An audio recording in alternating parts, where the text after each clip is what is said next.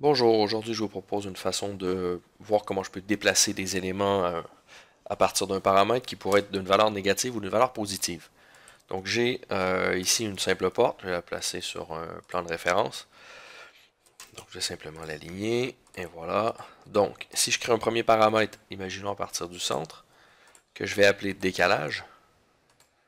Donc décalage, paramètre d'occurrence, et voilà. Donc imaginons que j'ai une valeur de 200.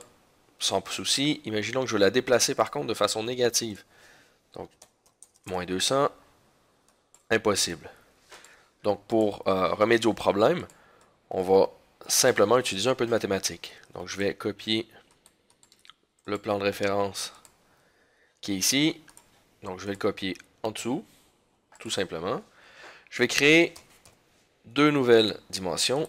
Une qui me servira à la valeur négative et une qui va joindre tout simplement les deux plans de référence. Donc, je vais créer une valeur que j'appelle moins calculé, décalage négatif, en l'occurrence, et je vais créer ici un autre paramètre que je vais appeler décalage positif, qui sera aussi une valeur d'occurrence. Maintenant,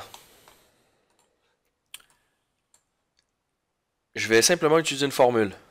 Donc je vais ici dire pour mon décalage, donc on voit bien que c'est mon décalage négatif, si la valeur de décalage est plus petite que 0, je vais utiliser une fonction qui s'appelle ABS, qui veut dire absolute, qui veut tout simplement dire que la valeur sera toujours positive. Donc, je lui dis, si le décalage est plus petit que 0, donc une valeur négative, utilise la valeur absolue de décalage, ce qui va me ramener une valeur positive. Sinon, utilise 0. Et pour le positif, donc, même principe, si le décalage est plus grand que 0, utilise la valeur négative pour rester constant de décalage, sinon, utilise 0. Voilà.